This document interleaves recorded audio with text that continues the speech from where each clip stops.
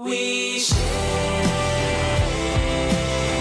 Oh, take a ride with me.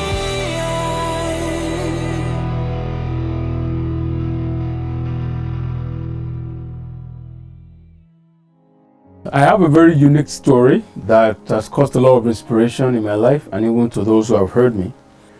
Let me begin from my secondary school. In the secondary school days, I was one of the boys of a kind. Apparently, my secondary school days began with more of leadership. I started leading as far back as a GS2 student, and that was because of the age. My grandmother, who believed in the more you spend in the class, the more the brilliant you become, had me having to take my primary school 2 years or 3 years in the class.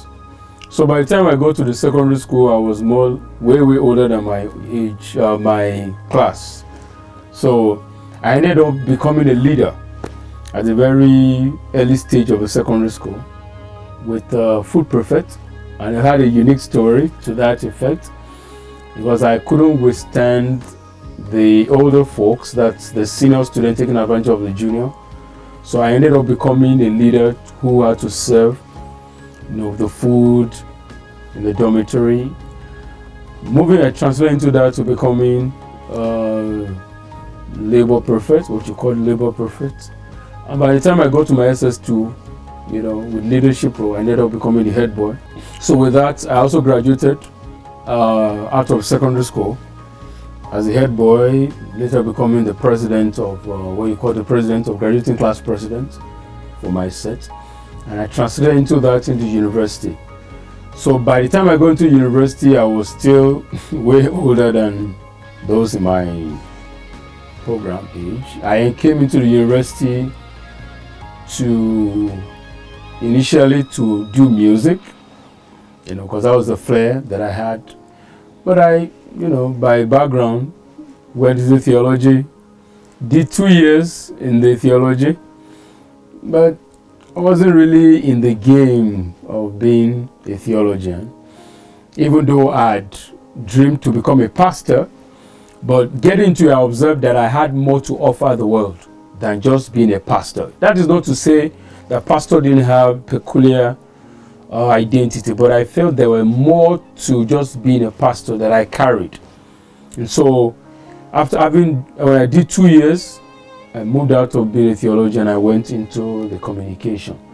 But before getting into the communication of the university, I ventured into getting myself engaged in what the theology students of my days were doing. That was canvassing. So I went into canvassing, and I had to go to Port Harcourt, Rivers State. That's one of the states in Nigeria, where I thought it was viable for me to be able to engage in this literature evangelism. We call it literature evangelism. But for those who may understand what you call a work study, you can connect with it. There's also an idea of getting funds to take care of my school fees. And I had to venture into that. So I went to Rivers State, one of the states in Nigeria. And in that course, on the thrill to make this a reality, I got myself more into what took a bigger part of me, and that was the music. The music took a bigger part of me. I ended up having concerts in Port Harcourt, even though I went to sell books so I could get school fees. But I made more from the music than even the books I went to sell in Port Harcourt. It was right there in Port Harcourt that I remember in one of the days that I wanted to carry out this activity of getting books across and making funds. I had an accident. I was on the bike, and I guess the biker did not get the calculation right. We slammed on the car that was just about entering that street, and I remember falling off the bike and landed on my head. And all I remember was just a little wipe, like a dark spot, then came back again. And I dusted myself, picked my bag, packed my books together, and I still went on the engagement that I wanted for the day. But unknown to me, months later, that accident was actually the transiting point in my life. It was a change that came. Mind you, before going to Port Harcourt, River State, Nigeria, I was already doing theology. 2 years ago, I was already in my second year in the university doing theology. I was already contemplating change of program. So, upon the return from that Port Harcourt experience, literature evangelist, selling of Christian books to help my fee, I thought to change my course. So I changed. And on changing the course to mass communication, which was an area that I felt I could be more viable, not just academically, but fulfilled, I had to lose some years. I lost about a year to the program because I was changing at the wrong timing of the academic calendar. So I lost a year to that change. Upon the return from Port Harcourt, I observed I was always having this headache. And because I was always on glasses, I was using glasses, I felt maybe because I was not using my glasses appropriately. So I went back to using my glasses. But the headache won't stop. It was always there, coming off and on. And so there was an engagement in the university that brought the head of state. And having a singing group then on ground, an a cappella group, we had a performance that day. And talking about 2002 precisely, we had a performance on that day, and after the performance there was a rehearsal.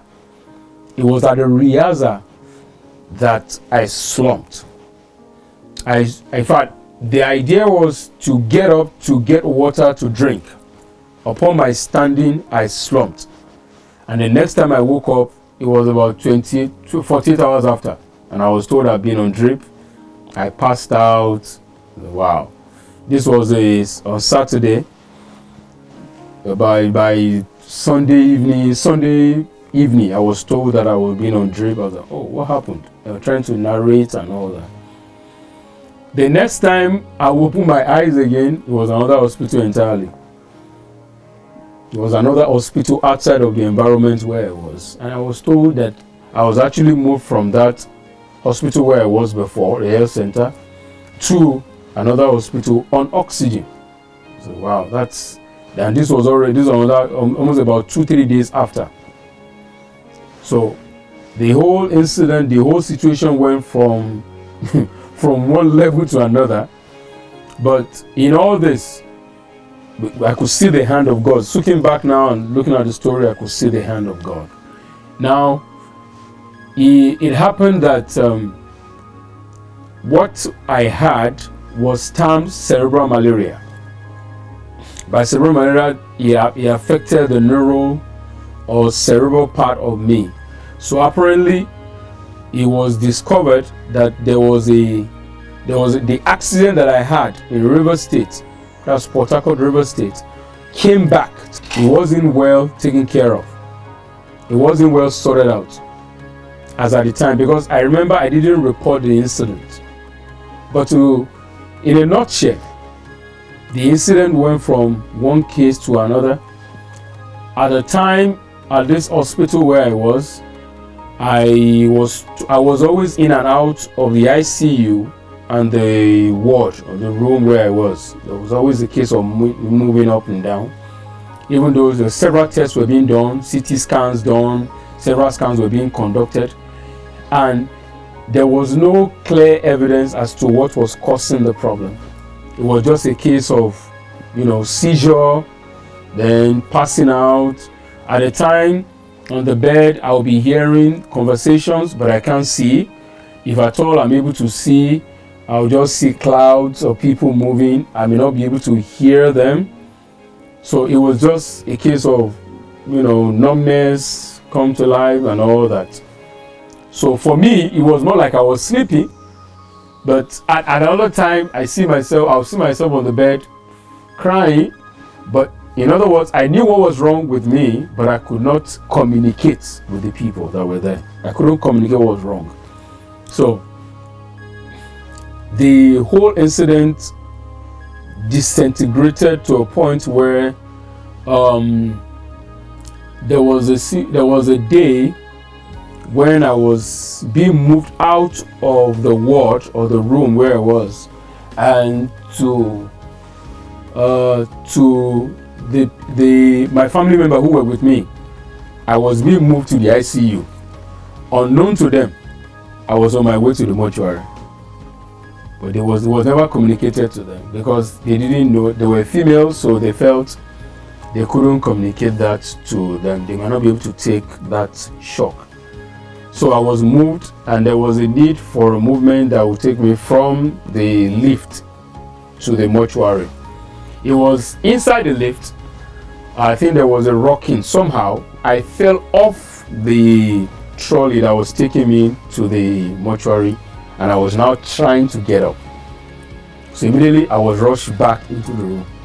But the intention of the nurses, the doctors, was I was actually being taken to the mortuary. The second time that it happened again, that was another incident of the mortuary, was I was being taken to the mortuary. At this point, I even got to the door of the mortuary, and my father came then to, I think he came around just to check on me at that time because he was always coming in and off. And just at the door of the mortuary, he just touched me and said, "How's my son doing?" And I answered, "Yeah, I'm fine, sir." And wow.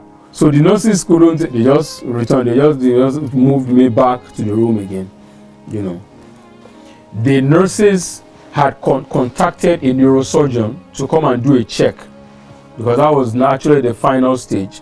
Having understood the history, various interviews that had been done. I remember talking to doctors on the interview, trying to find out several questions, whether I was on any drug.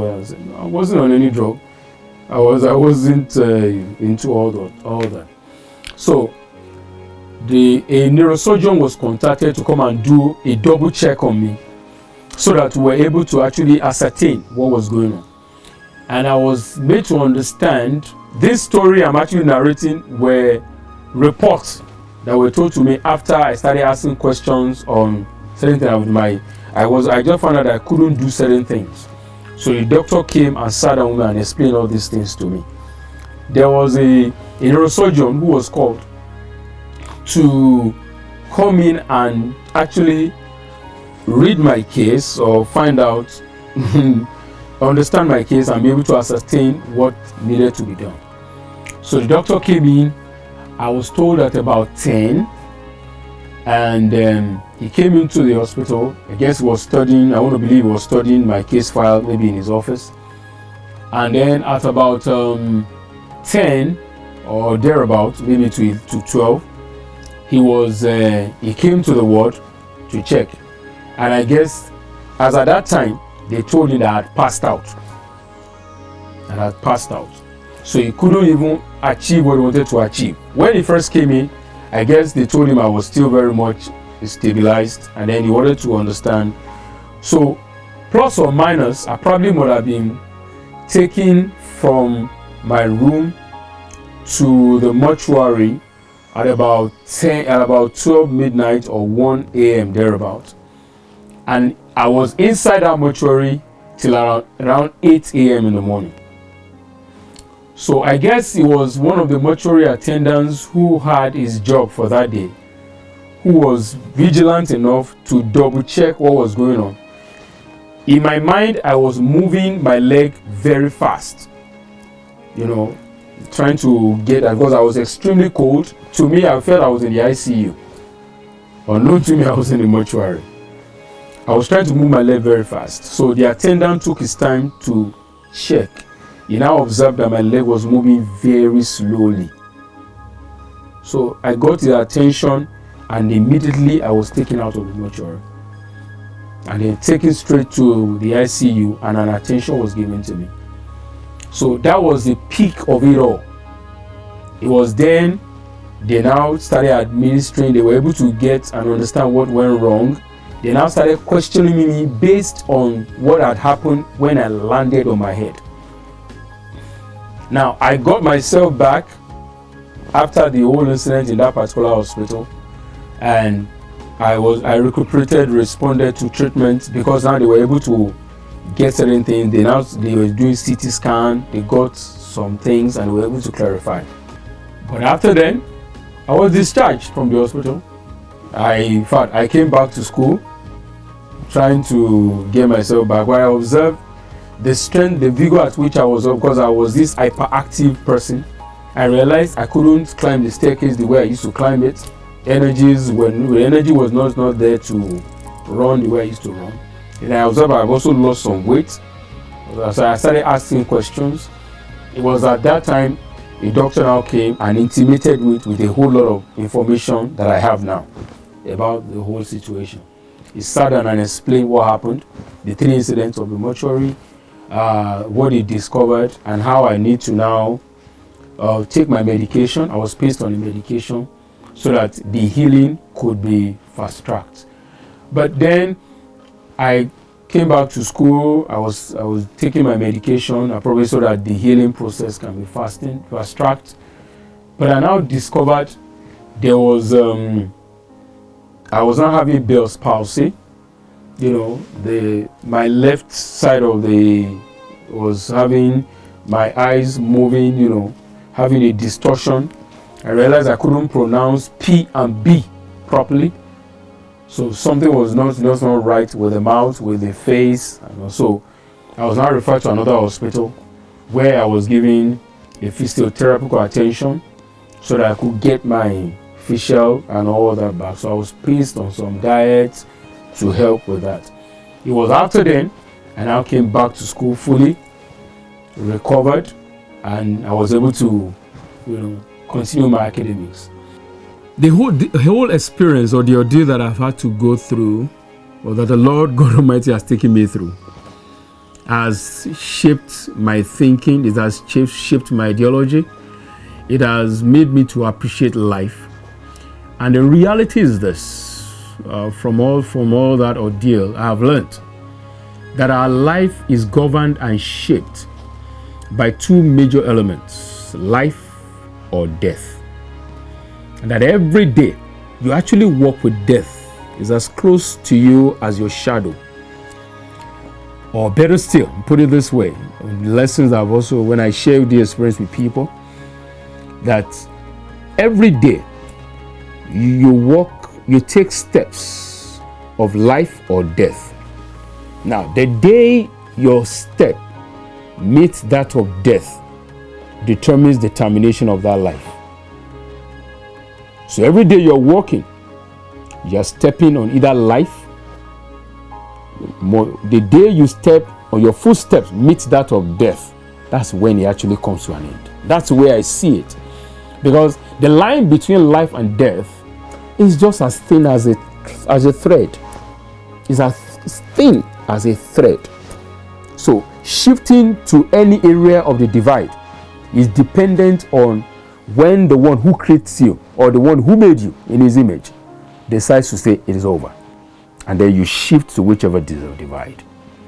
I remember this was one thing that I told a group of people who came to greet me when I was in the second hospital where I had to receive the physiotherapeutic attention. And I remember sharing this thought with them. And I look back now with several, because the change of program that I had and the ordeal of the ailment caused me to lose about 2 years of my program. And I couldn't graduate with my set. In fact, I remember a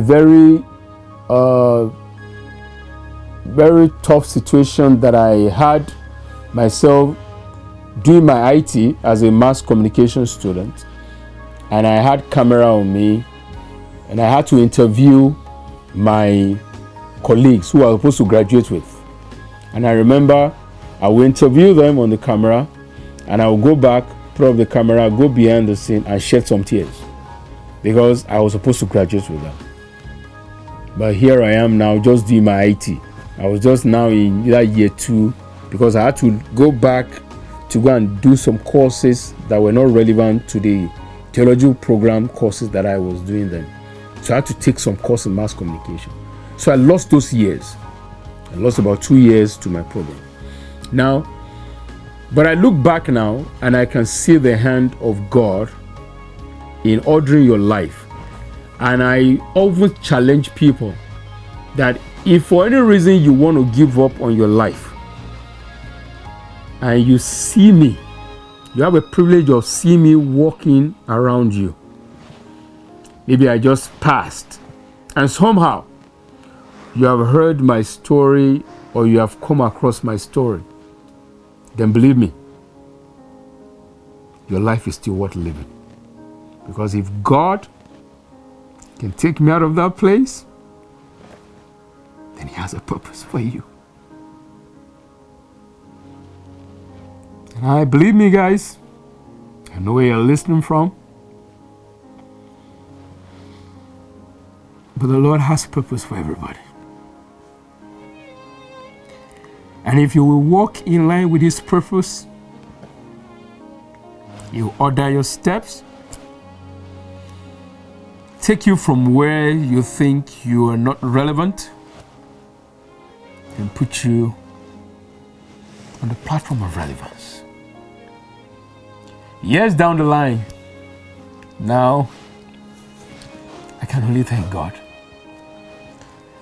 because of where He has taken me. I've had privileges to stand in the presence of noble people.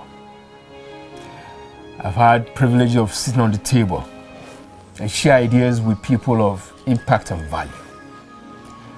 I've had privileges of talking to people that matter, who determine, who actually fashion policy, who determine the essence of life for people.